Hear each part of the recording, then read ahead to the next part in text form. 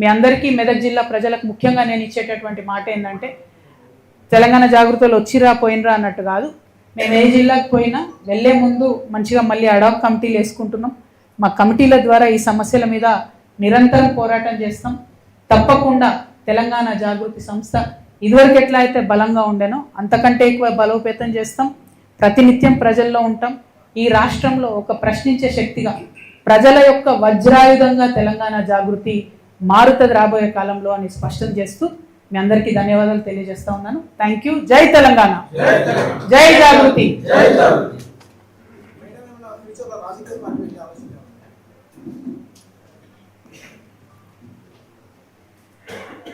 ఇప్పుడు రాజకీయ పార్టీ అనేటటువంటిది పక్కన పెడదాం బ్రదర్. నేనేమంటున్నా అంటే, నేను 20 సంవత్సరాలు ఒక రాజకీయ పార్టీ కోసం పనిచేసిన బీఆర్ఎస్ పార్టీలో. అంతకుముందు తెలంగాణ జాగృతి సంస్థ ఇండిపెండెంట్గా ఒక 6 సంవత్సరాలు నడిపినప్పుడైనా రాజకీయ పార్టీలో పనిచేసినప్పుడైనా నాకు అర్థమైంది ఒకటే, ప్రజల పక్షాన నిలబడడం ఇంపార్టెంట్. పార్టీ పెట్టినామా, సంస్థగా ఉన్నామా అన్నది కాదు, ప్రజల పక్షాన నిలబడడం ఇంపార్టెంట్. ఇప్పుడు రాష్ట్రంలో ఉన్న పరిస్థితులు మీరు చూస్తున్నారు. నిన్న జూబ్లీహిల్స్ ఉప ఎన్నికలు వచ్చిన రిజల్ట్ మీరు చూసిండ్రు. ఏం జరిగింది? మొత్తం ఊర్లలో ప్రతి చోట ఎక్కడ పోతున్నా కాంగ్రెస్కి వ్యతిరేకత ఉన్నది. అది మీకు కూడా తెలుసు. అంత వ్యతిరేకత ఉన్నా అన్ని వేల మెజార్టీతో కాంగ్రెస్ పార్టీ ఎట్లా గెలిచింది, ఎందుకు గెలిచింది అంటే, అనుకున్న స్థాయిలో ప్రతిపక్షమైనటువంటి బీఆర్ఎస్ అందుకొని పనిచేయలేకపోతుంది అన్నది క్లారిటీగా అర్థమవుతున్నది. అక్కడ వాళ్ళు సోషల్ మీడియాలో ఉద్యమాలు చేస్తున్నారు తప్పితే కిందకు వచ్చి ఎటువంటి ఉద్యమాలు చేస్తలేరు. ఇంకొకటి, పేరుకు కృష్ణార్జునులు అని చెప్పుకొని ట్వీట్లు పెట్టుకొని వాళ్ళది వాళ్ళు ఒకళ్ళు జబ్బ ఒకళ్ళు జరుచుకుంటూ తప్పితే, ఒకళ్ళు వీపు ఒకళ్ళు జరుచుకుంటూ తప్పితే పెద్దగా క్షేత్రస్థాయిలో పనిచేయలేదని అర్థమైంది. ఇలా చాలా కుట్రలు కూడా జరిగినాయి అనుకోండి జూబ్లీహిల్స్ ఎన్నికలలో. అవి సమయం సందర్భం వస్తే తప్పకుండా అవి కూడా చెప్తాం. కాకపోతే ప్రతిపక్షాలు ప్రజల ఎక్స్పెక్టేషన్ మేరకు పనిచేసినట్టయితే రిజల్ట్ మంచిగా వేరే రకంగా ఉంటుండే జూబ్లీహిల్స్. సో ఆ ఎక్స్పెక్టేషన్కి తగ్గట్టుగా వాళ్ళు పనిచేస్తలేరు. అక్కడే తెలంగాణ జాగృతి వచ్చి ప్రజల మధ్య నిలబడి ప్రశ్నించాల్సినటువంటి అవసరాన్ని గుర్తించినాం కాబట్టి ఇంత పెద్ద కార్యక్రమం తీసుకొని ప్రతి జిల్లాకు కూడా వెళ్ళి పనిచేస్తా ఉన్నాం. ఇప్పుడిప్పుడే తెలుస్తుంది కదా ఏళ్ల తరబడి చేసే మోసం. అంటే మీకు ఒక లేటెస్ట్ ఎగ్జాంపుల్ చెప్తాడు. నిన్న జూబ్లీహిల్స్ ఎన్నికల్లో నేను ఒక మాట చెప్పిన, నాకు జూబ్లీహిల్స్ ఎన్నికతో సంబంధం లేదు భయ్ అని చెప్పిన. సరే, అయినా సరే ఒక 15 మంది ఇండిపెండెంట్లు వచ్చి నా దగ్గరికి, అక్క ఇట్లా మేము విత్డ్రా చేసుకుంటాము, ఎవరికి సపోర్ట్ చేయమంటారని అడిగారు. నేనన్నా నాకు సంబంధం లేదు భయ్ జూబ్లీహిల్స్ ఎన్నిక, మీరు ఎవరి దగ్గరికి అన్నపోండి అని చెప్పి వాళ్ళు చక్క హరీష్ అన్న దగ్గర పోయారు. తర్వాత వాళ్ళు చెప్పిన ముచ్చట నేను నాకు తెలియదు. చక్క వాళ్ళు హరీష్ అన్న దగ్గర పోయారు. నేనంటే బీఆర్ఎస్ పార్టీలు లేను, నేను ఏ పార్టీకి సపోర్ట్ చేయదలుచుకోలేదు కాబట్టి నేను దూరం ఉన్నా. హరీష్ రావు కూడా అదే ఆన్సర్ చెప్పారట, మీ ఇష్టం పోయి ఎవరికైనా వేసుకోరు అన్నారట. అంతకన్నా ముందేం చేసిర్రు హరీష్ రావు గారు అంటే బీఆర్ఎస్కి మోసం చేసినట్టే కదా ఆయన. అంతకన్నా ముందేం చేసిర్రు హరీష్ రావు గారు? ఎలక్షన్ పెట్టక ముందే ఇవోగి పలానా క్యాండిడేట్ని పెడితే మీకు సపోర్ట్ చేస్తా కాంగ్రెస్ కానీ చెప్పపిరట పైకి. వాళ్ళు వద్దన్నారట. అన్నాక ఈయన సైలెంట్ అయింది. అంటే గమ్మత్ ఏముంటుంది హరీష్ రావు గారిది అంటే తెలియడానికి టైం పడుతుంది. ఎందుకంటే ఇవాళ వారి అన్ఫార్చునేట్ వారి తండ్రి గారు చనిపోయినారు. అయితే వారు లోపల ఉన్నారు ఇంట్లో. అక్కడి నుంచి కూడా ఎలక్షన్ అవుతున్న సమయంలో టెలికాన్ఫరెన్స్లు అవి పెట్టి మాట్లాడారు. అప్పుడు హరీష్ రావు గారి భజన పరులంతా ఏం బిల్డప్ ఇచ్చిరు, హరీష్ అన్న ఇంత కష్టంలో కూడా పార్టీ కోసం నిలబడి టెలికాన్ఫరెన్స్ పెడుతున్నారు అన్నారు. రిజల్ట్ ఉల్టాయే వరకు ఏం భజన మొదలెట్టింది నిన్నటి నుంచి. హరీష్ అన్న లేకపోయా, హరీష్ అన్న ఉంటే అసలు ఇక ఒక్క సీటు కానీ వేసి ఉంటే హరీష్ అన్న జూబ్లీహిల్స్ గెలుస్తుంటే మన లెవెల్లో మళ్ళీ పెడుతున్నారు. అంటే వెంటనే తప్పించుకోవడం, అప్పటి వరకు మోసం చేయడం, ఇది హరీష్ రావు గారి నైజం. సో ఇంటి దొంగని ఈశ్వరుడైన పట్టలేడు అన్నట్టు చాలా టైం పట్టింది. ఏదో నాకు తెలిసింది కాబట్టి నేను గట్టిగా మాట్లాడుతున్నా నన్ను బయట వారేసి.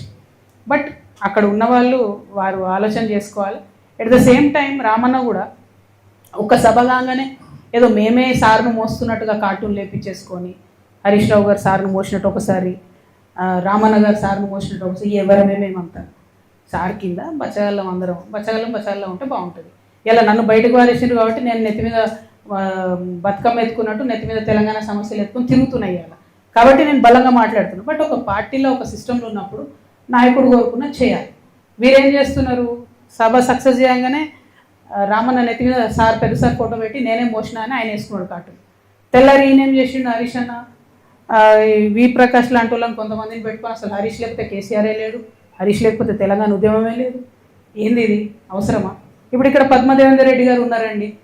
వీరు 2009లో ఎక్కడ ఉన్నారండి? కేసీఆర్ గారి మీద నాకు గుర్తుంది 2 చేతులతోని దుమ్మెత్తి పోసి పార్టీని ఇడిచిపెట్టి వెళ్ళిపోయింది. ఆమె టికెట్ ఇవ్వకపోతే మేడము వెళ్ళిపోయినరా? మళ్ళా జర ఉద్యమం గట్టిగా ఈ సార్ దీక్ష చేయగానే ఎట్లా వచ్చింది వాపస్? ఎవరు సపోర్టు మేడంకి, ఆ దేవేందర్ రెడ్డి అన్నకి? హరీష్ రావు గారు కదా. మరి ఈ జిల్లాలో ఒకే సపోర్ట్ ఉన్నారు, తీసుకొచ్చిర్రు. ఇక్కడ వింటుంటే అసలు ఎంత ఘోరం అండి వస్తుంటే అవి నాకు కొన్ని చెప్పబుద్ధి అయితే లేదు. ఒక్కొక్క ఉద్యోగం ఇస్తామని 2-2 లక్షలు తీసుకుంటారా, 3-3 లక్షలు తీసుకుంటారా? అన్ని మెదక్ల పనులు పెండింగ్ ఉంటాయా? మరి అట్లాంటి నాయకుల్ని సపోర్ట్ చేయొచ్చా బీఆర్ఎస్ నుండి? ఆనాడు ఆ మేడం టీఆర్ఎస్లోకి వెళ్ళి బయటకు పోయి కేసీఆర్ గారి మీద 2 చేతులతో దుమ్మేసిపోతే ఆమెకు సపోర్ట్ చేసింది ఎవరండి? ఆ రోజు ఇటుపక్క పద్మకు ఓడిపోతుంది, అటుపక్క వైపీఆర్ అఫీషియల్ టీఆర్ఎస్ క్యాండిడేట్ ఓడిపోతారు, ఇంకో మనిషి గెలుస్తాడు. హౌ? సపోర్ట్ చేయలేదా హరీష్ అన్న? ఫస్ట్ నుంచి చేస్తున్నాడు ఆయన.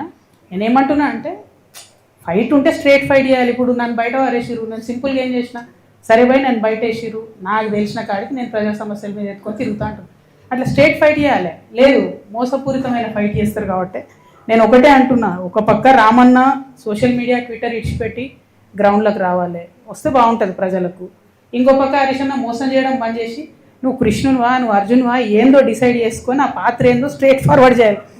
వీళ్ళు పేరుకు కృష్ణార్జునాలు పెట్టుకుంటారు, ఒకరి మీద ఒకరు బాణం వేసుకుంటే పాపం బలేది ఎవరే? టీఆర్ఎస్ కార్యకర్తలు కదా.